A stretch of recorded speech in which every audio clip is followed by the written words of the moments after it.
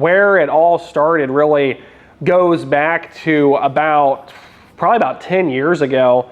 My brother and I, Dylan, we were buying and selling second-gen DSMs, which was funny because we weren't even into the cars. We really, if we want to go all the way back, it started out with like a $500 dirt bike and some cash on my end. We made a deal. We traded Dylan's dirt bike off for a 98 Eclipse GST with a blown engine, and I bought a motor for it, and together we put the engine in this car. And at the time I went to go look at the engine, at first I didn't realize what I was buying, but I ended up buying a built motor with an HX40 turbo on it, individual coil packs, big injectors, and we're V8 guys, so this was our first big turbo 4-cylinder car and an automatic GST, and we get the car running and driving and realized how much fun they could actually be. So we ended up selling that one. And from there, we realized at the time, every Eclipse GST, GSX, and Eagle Talon TSI that you could find on Craigslist all had the same modifications. They had the eBay boost controller and 4 windows on the side of the engine block. So that's what we'd do. We'd get on Craigslist, we'd buy Eagle Talons, Eclipse GSTs or GSXs, and we'd swap the motors out or replace the blown head gaskets. And that's really where it starts, is we were buying and selling second-gen DSMs.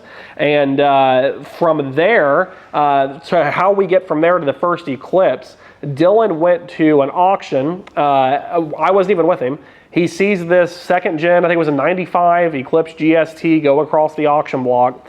And it had a horrible body kit on it. It had tons of horrible fiberglass interior work. This was like, this was Pimp My Ride era modifications, but done on a beer budget. So it didn't look very good, but the car ran. So he ended up buying this car at auction just because it had a good 4G63 engine in it.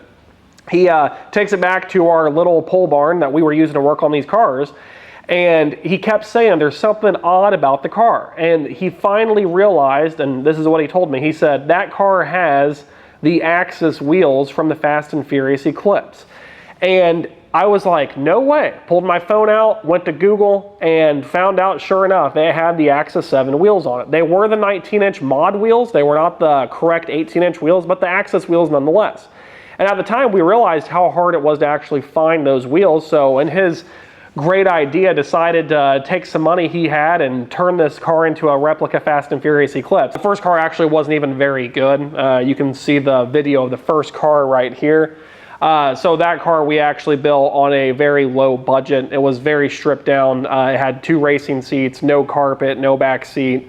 It was just painted with the incorrect graphics. It had the 19-inch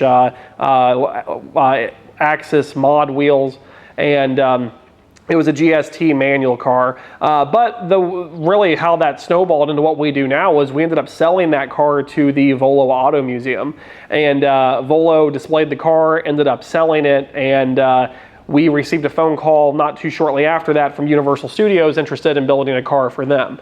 From there, we built basically just a stored replica car that would be on display at one of their theme parks. And along with that, we built the cars from American Graffiti. The American Graffiti cars that we did were the 32 Ford, the 55 Chevy, the 56 T-Bird, and the 58 Impala. And all of those were cars that were going to be on display at a Universal resort. After that, we actually decided to build our next Eclipse. We actually started building our second Eclipse right after we finished the first one. And the second car was a big turbo, all-wheel drive, fast car. I mean, this car on low boost made just shy of 500 all-wheel horsepower, and it was an absolute monster. At the same time, we decided to build our first Supra.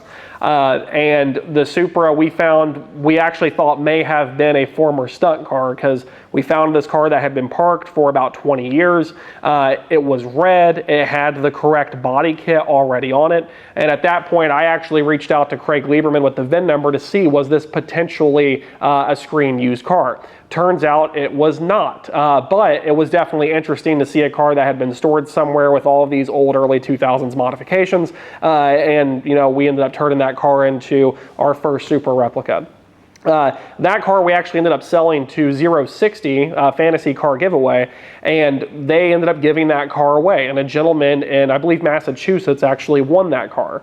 After we started our relationship with 060, we built another Fast and Furious Eclipse replica, ended up selling that to 060 as well, which became a giveaway car. And since then, we've done quite a few movie cars. We did Dom's Charger.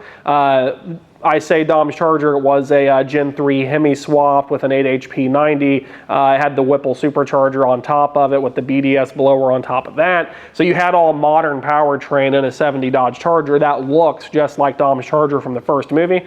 If you've not seen that video, you can check that video out right here. It's definitely one that's worth checking out.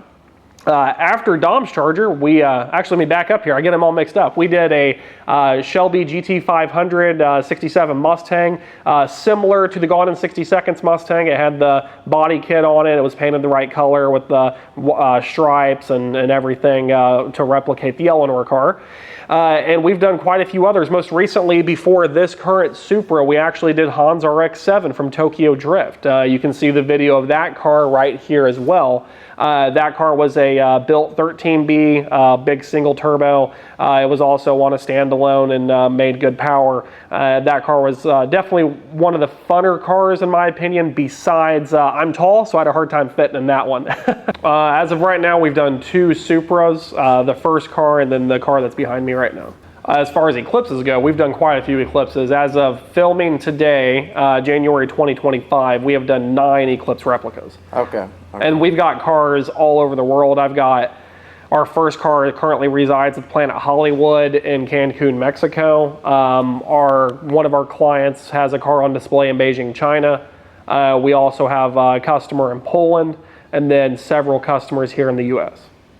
That's a good question. We get a lot of inquiries from people who say, you know, I've got a second gen Eclipse and I want to turn it into the Fast and Furious car.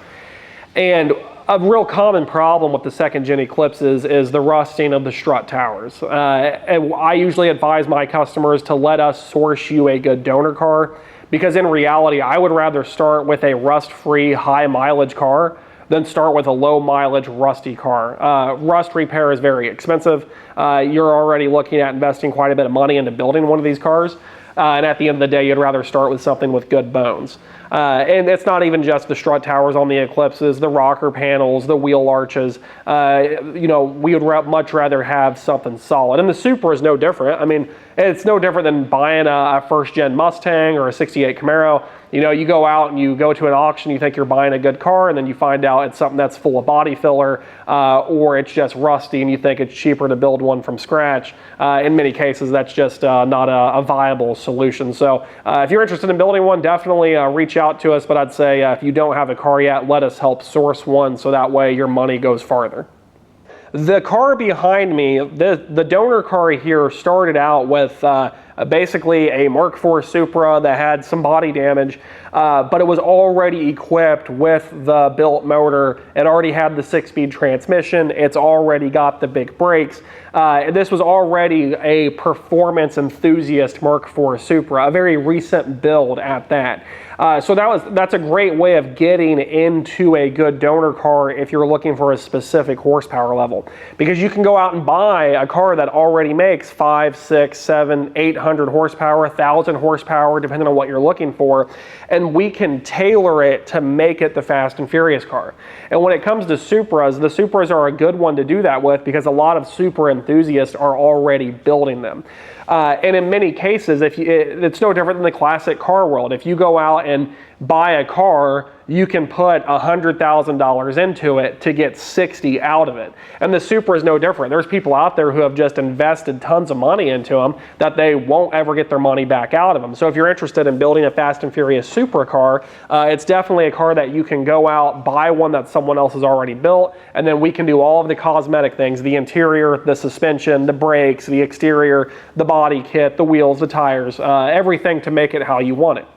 As far as what does it cost to build one of the Supras, it all depends on options. You know, do you want to do a thumping audio system? Do you want to do screen accurate audio? Do you want to do screen accurate seats and roll cage? So there's a lot of options to it. It depends on if you're trying to build a real replica or if you're trying to capture the essence of the original car. Most people that are interested in building something like this are not really interested in it being a true one-to-one replica. It's got the, you know, movie correct boost controller and the movie correct, you know, this or that. So most people are going to anticipate to spend in between $100,000 and about $140,000 plus the price of the donor car. And the reason I say it that way is because you can go out and spend $30,000 on a donor car. You could also go out and spend $100,000 on a donor car if you want a true low mileage twin turbo V160 Mark IV. So it really comes down to the price of the donor car, but if you're looking to have something similar to a build like this, you're going to be $100 to $140 grand plus the price of the donor car. I mean, we do everything here. Fast and Furious cars are just a small portion of our business. We do full restorations and custom builds. For example, we've got two 71 K5 Blazers we recently finished. They are full restorations, 100% new steel. The only piece of original steel being the VIN tag. Both of those are on Roadster Shop chassis with GM Performance LT4 engines, you know, 650 horsepower with an 8L90 8-speed automatic behind it. You know, custom paint work, etc. That's more on the higher end of some of the things that we do, you know, the really full custom builds.